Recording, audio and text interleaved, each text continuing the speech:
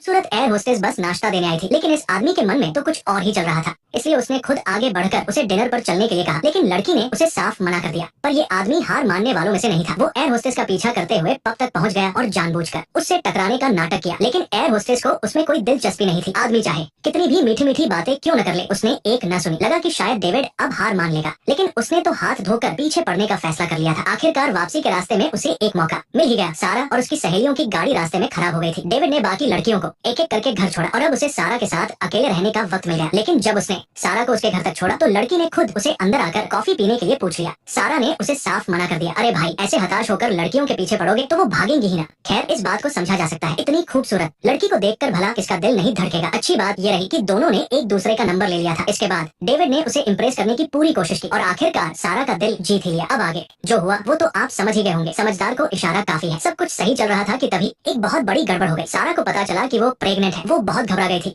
लेकिन डेविड ये सुनकर बहुत खुश हुआ। उसने अपनी उंगली से अंगूठी निकाली और सारा को शादी के लिए प्रपोज कर दिया। ये देखकर सारा की आंखों में खुशी के आंसू आ गए। उसे लगा कि उसे अपना सच्चा प्यार मिल गया है, लेकिन वो नहीं जानती थी कि इस आदमी के पीछे एक बहुत बड़ा राज छिपा है। हेलो दोस्तों, स्वागत है आपका हमारे मूवी रिकैप चैनल पर। आज हम इस थ्रिलर कहानी में थोड़ा तड़का लगाएंगे। उस दिन डेविड खाना खा रहा था, तभी उसे एक कॉल आया और उसके चेहरे का रंग उड़ गया। साफ था कि वो लोग किसी बुरे इरादे से आए थे, इसलिए डेविड को बाहर जाकर मामला सुलझाना पड़ा। लेकिन बाहर जाते ही उन लोगों ने मारपीट शुरू कर दी। ये देखकर सारा तुरंत उसकी मदद के लिए बाहर भागी। डेविड ने उससे कहा कि कोई बड़ी बात नहीं है, लेकिन सारा ऐसे बेवकूफ बनने वालों में से नहीं थी। उसके बार बार पूछने पर डेविड ने सच बता ही दिया। दरअसल वो एक डायमंड इंश्योरेंस कंपनी में काम करता था और अपने पहले ही काम में उसने कस्टमर के 20 करोड़ रुपए के हीरे खो दिए थे। वाह भाई, तुम्हारी किस्मत तो सच में बहुत खराब है। लेकिन बेचारी उस एयर होस्टेस का क्या, जिसे बिना बात के ये सब झेलना पड़ रहा है। प्रेग्नेंट होने के बाद उसे पता चलता है कि उसके बॉयफ्रेंड पर 20 करोड़ का कर्ज है। ये तो किसी सदमे से कम नहीं है, लेकिन परेशानी यही खत्म नहीं होती। जब सारा ने उससे पूछा कि अब वो क्या करेगा, तो डेविड ने कहा कि वो अपनी ही कंपनी की अगली डिलीवरी से हीरे चुराएगा। लेकिन ये बात सारा को बिल्कुल बर्दाश्त नहीं थी, क्योंकि उसके पिता की मौत भी ऐसे ही गैर कानूनी कामों की वजह से उसके सामने ही हुई थी। इसलिए वो कभी नहीं चाहेगी कि उसका पति एक चोर हो। डेविड आखिरकार सारा की बात मान गया, लेकिन कर्जदारों से इतनी आसानी से कैसे छोड़ सकते थे। अगले दिन वो दोनों गुंडे फिर से आ धमके। डेविड ने सारा का हाथ पकड़ा और भागने लगा, लेकिन कार में बैठने से ठीक पहले वो पकड़े गए। सारा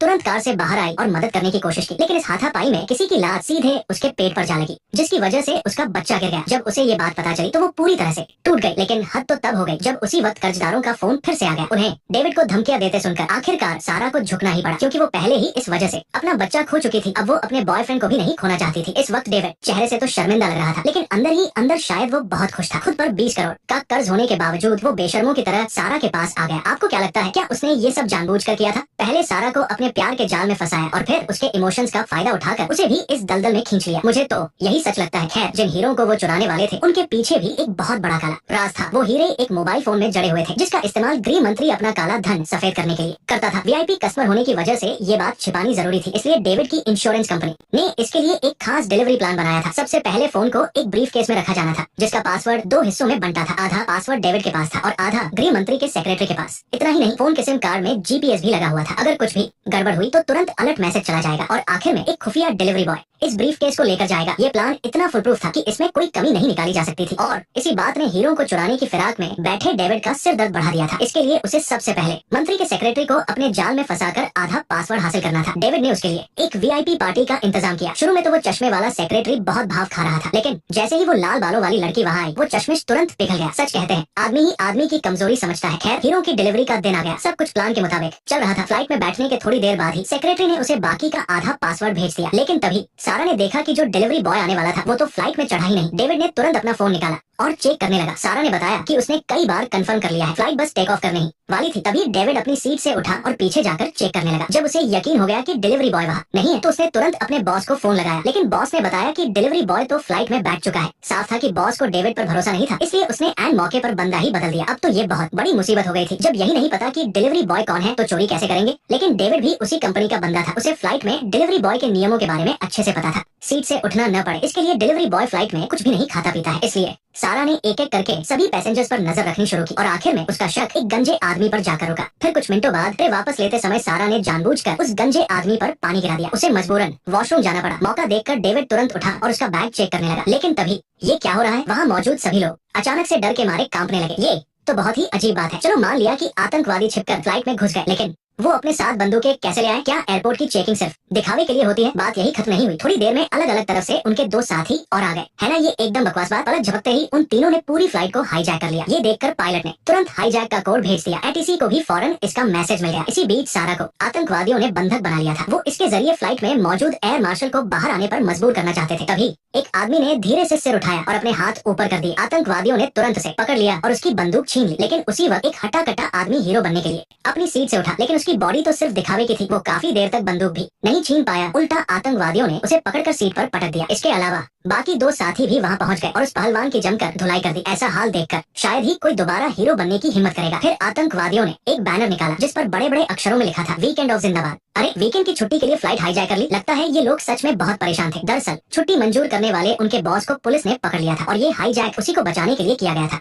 बस मजाक कर रहा था। इससे हमारी कहानी पर कोई असर नहीं पड़ेगा। अरे रुकिए रुकिए, जिस इंसान को अभी घबराना चाहिए वो डेविड है। उसे तो अभी तक ये भी नहीं पता कि हीरे फ्लाइट में है या नहीं, इसलिए उसने अस्थमा के अटैक का नाटक किया और आतंकवादियों से झूठ बोला कि उसे अपनी दवा लेनी है। दूसरी तरफ जाकर उसने तुरंत उस गंजे आदमी का बैग ढूंढा और फिर उसमें हीरो वाला ब्रीफ केस मिल भी गया। लेकिन जैसे ही उसने उसे खोला, एक आतंकवादी ठीक उसके पीछे आकर खड़ा हो गया। उसने पूछा, क्या तुम्हें दवा मिल गई? नहीं सर, मैं बस ढूंढ ही रहा हूँ। डेविड डर के मारे पसीना पसीना हो गया। उसने सफाई देने की कोशिश की, लेकिन घबराहट में वो भूल गया कि उसने अभी अभी क्या बहाना बनाया था। अरे तुम तो हाफ ही नहीं रहे। अरे हाफ रहा हूँ भाई, हाफ रहा हूँ। अरे यार, इस एक थप्पड़ से तो पूरा सुकून मिल गया। अब वो सच में हाफने लगा था। उधर नेशनल सिक्योरिटी और स्पेशल फोर्स एयरपोर्ट पर पहुंच गई थी जहां फ्लाइट लैंड होने वाली थी। फिर आतंकवादियों के साथ बातचीत शुरू की गई, लेकिन इसी बीच डेविड फिर से खुजली करने लगा। ऐसा नहीं था कि उसे उस थप्पड़ से दर्द नहीं हुआ, बल्कि फ्लाइट जल्द ही लैंड होने वाली थी। अगर वो अभी कुछ नहीं करेगा तो उसके हाथ से मौका निकल जाएगा। जब दोनों आतंकवादी बात कर रहे थे, डेविड ने फिर से ब्रीफ केस निकाला और उसे खोला। उसने अपना फोन निकाला ताकि उसे असली फोन से बदल सके, लेकिन तभी वो बातचीत अचानक खत्म हो गई। हमें पूरी तरह तैयार रहना होगा। जल्द ही लोगों की अदला बदली करेंगे। मुझे पता है तुम लोग जल्द ही अंदर आने वाले हो। हालांकि जब वो दोनों पीछे गए तो उन्होंने डेविड को नहीं देखा, लेकिन जब वो वापस अपनी जगह आए तो वो खाली सीट बहुत साफ नजर आ रही थी। आतंकवादी जैसे ही मुड़ने वाला था, सारा की भी सांस अटक गई। लेकिन ठीक उसी वक्त अनाउंसमेंट हुई कि फ्लाइट बस लैंड करने वाली है। इस बात ने आतंकवादियों का ध्यान भटका दिया, लेकिन डेविड के लिए इस अनाउंसमेंट का मतलब था कि उसे अपना काम जल्दी खत्म करना होगा। उसने तुरंत दोनों फोन के सिम कार्ड बदल दिए। जब सारा काम हो गया और उसने बैग की जिप बंद की, तब जाकर उसने चैन की सांस ली। लेकिन जैसे ही वो उठने के लिए मुड़ा, अरे यार ये कैसा संयोग है। डेविड ने दोनों बार बैग में ही कुछ ढूंढने की कोशिश की थी। आतंकवादी भी कोई बेवकूफ नहीं था। वो समझ गया था कि अंदर कुछ न कुछ तो छिपा है और फिर जल्दी ही उन्हें बैग में रखा फोन मिल गया। इस वक्त डेविड जरूर कोई तरकीब सोच रहा होगा और फिर जैसे ही आतंकवादी अपने साथी को जवाब देने के लिए मुड़ा, डेविड ने तुरंत उस पर हमला कर दिया। हालांकि उसके पास कोई हथियार नहीं था और सामने वाले के पास बंदूक थी, लेकिन अब उसे ये जोखिम उठाना ही था। अब ये बाजी उसके हक में होगी या उसे भारी पड़ेगी, ये कहना मुश्किल था। लेकिन आपको मानना पड़ेगा कि डेविड में दम तो है। थोड़ी देर के लिए तो दोनों में से कोई हार नहीं मान रहा था, लेकिन जैसे ही फ्लाइट ने जमीन को छुआ, झटके की वजह से बंदूक का ट्रिगर दब गया। गोली की आवाज सुनकर दूसरा आतंकवादी तुरंत वहाँ पहुंचा, लेकिन किसी ने सोचा भी नहीं था कि उस गोली से खुद वही मरने वाला था। उन्होंने सेठी पर हमला करना शुरू कर दिया और उनका दूसरा साथी भी मदद के लिए आ गया। लेकिन सच कहूँ तो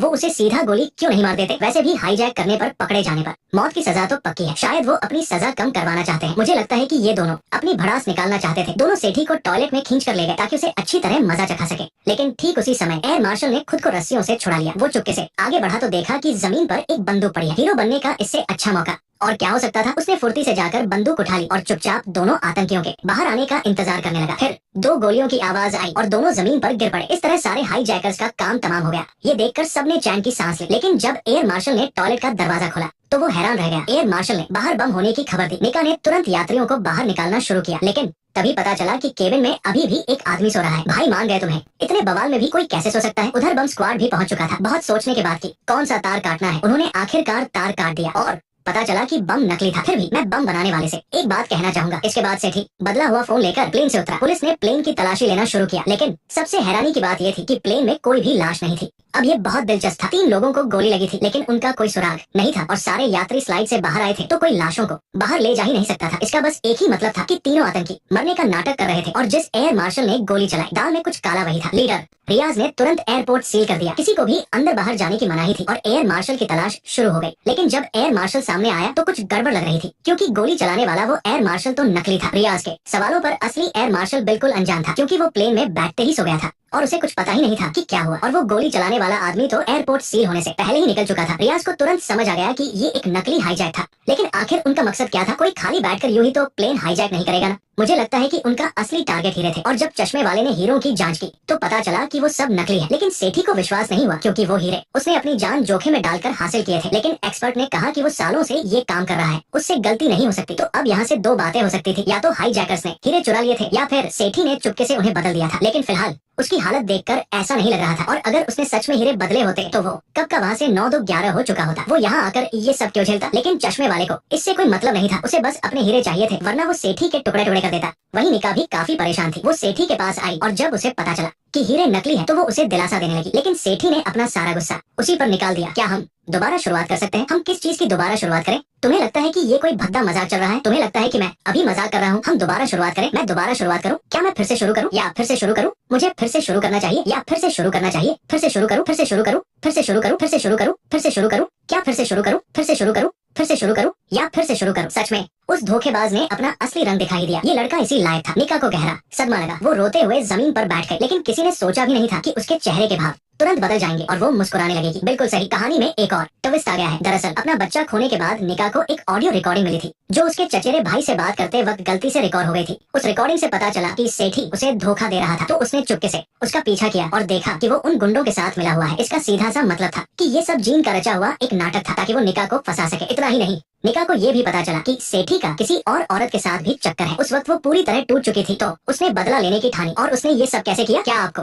याद है जब बताया गया था कि उसके पिता 2 नंबर का काम करते हैं? दरअसल निका भी उस काम में शामिल थी, तो उसके लिए मदद ढूंढना कोई मुश्किल काम नहीं था। बस पैसा सही जगह देना था और प्लेन में मौजूद करोड़ों के हीरे उन सबकी पूरी जिंदगी के लिए काफी थे। भले ही ये हाईजैक था, लेकिन इतने बड़े लालच के आगे सब अपनी किस्मत आजमाना चाहते थे। तो निका, ये नकली एयर मार्शल और बाकी 5 लोगों ने मिलकर एक टीम बनाई और इस हाईजैक को अंजाम दिया। पहले 3 लोगों ने आतंकी बनने का नाटक किया। वो सबसे पहले प्लेन में गए और छिप गए। उस बूढ़े आदमी ने सबके लिए बंदूकें बनाई। उसने गर्म पानी से क्ले को पिघलाया, फिर उसे आकार दिया और अंत में सांचे में डालकर जोर से दबाया। देखते ही देखते असली लगने वाली बंदूक तैयार हो गई। निका की जिम्मेदारी असली एयर मार्शल को बेहोश करने की थी। एक गिलास जूस पीते ही वो गहरी नींद में सो गया। नकली एयर मार्शल ने मौका देखकर उसकी बंदूक चुरा ली और उसमें नकली गोलियां भर दी। इसलिए सबको गोलियों की आवाज तो सुनाई दी, लेकिन किसी को चोट नहीं लगी। और चौथे आदमी का काम थोड़ा दर्दनाक था। उसे सिर्फ मार खानी थी ताकि बाकी लोग डर जाएं। जब सेठी पहली बार हीरे लेने गया, उससे पहले ही उन्होंने असली हीरो को बदल दिया था। प्लेन से उतरते ही वो उन्हें लेकर एयरपोर्ट से निकल गए। जहाँ तक सेठी के बम की बात है, तो उसका काम सिर्फ वक्त बिताना था ताकि बाकी सब कपड़े बदलकर अपना सामान लेकर निकल सके। मानना पड़ेगा, जीन का प्लान वाकई बहुत जबरदस्त था। फिलहाल इसमें कोई कमी नजर नहीं आ रही थी और भले ही सेठी को कुछ नहीं पता था, लेकिन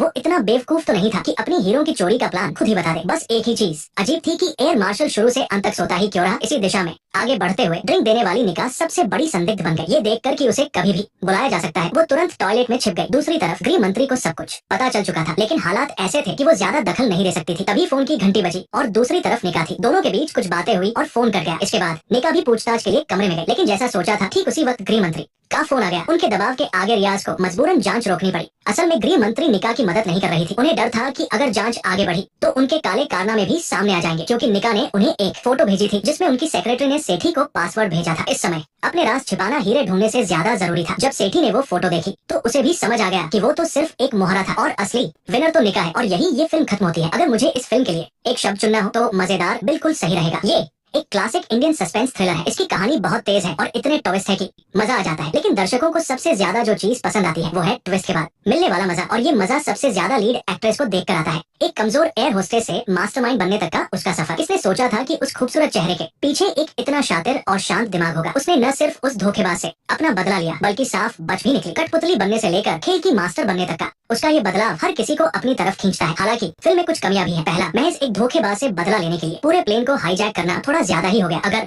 निका इतने लोगों को मदद के लिए बुला सकती थी तो कोई कम जोखिम वाला तरीका क्यों नहीं चुना? फिल्म में दिखाया गया है कि वो ये सब सेठी से बदला लेने के लिए कर रही है, लेकिन मुझे लगता है कि अगर निका को हीरो का लालच करते हुए भी दिखाया जाता तो कहानी थोड़ी और सच्ची लगती। आखिरकार इतनी बड़ी दौलत को देखकर किसका ईमान नहीं डगमगाएगा। दूसरी बात, एयरपोर्ट की चेकिंग भी थोड़ी अजीब थी। माना कि बंदूकें प्लेन में ही बनी थी, लेकिन वो सांचे चेकिंग के दौरान सिक्योरिटी की नजरों से कैसे बच गए? तीसरा, प्लेन में कैमरे कैसे नहीं थे? अगर कैमरे चेक किए जाते तो तुरंत पता चल जाता कि किसने सीट बदली और कौन कहा गया। फिर हाईजैकर्स को ढूंढना चुटकियों का काम होता। चौथा, एयर मार्शल को दी गई दवा भी टेस्ट में आसानी से पकड़ी जा सकती थी और अगर उसके जरिए जांच आगे बढ़ती तो निका पक्का पकड़ी जाती। पांचवा, रियाज को मन ही मन पता था कि निका ही असली मुजरिम है। भले ही गृह मंत्री ने जांच रुकवा दी हो, लेकिन अगर उसी सुराग के आधार पर आगे बढ़ा जाता तो हीरे ढूंढना बहुत आसान था। इसलिए हो सकता है कि निका सिर्फ कुछ समय के लिए ही बची हो। आखिर में क्या हुआ, ये शायद डायरेक्टर ने दर्शकों के सोचने के लिए छोड़ दिया है। खैर, आज के लिए बस इतना ही। अगर आपको भी कोई ऐसी बात लगी हो जो आप शेयर करना चाहें तो मैं कमेंट्स में आपका इंतजार करूंगा। मिलते हैं अगले वीडियो में। Bye bye.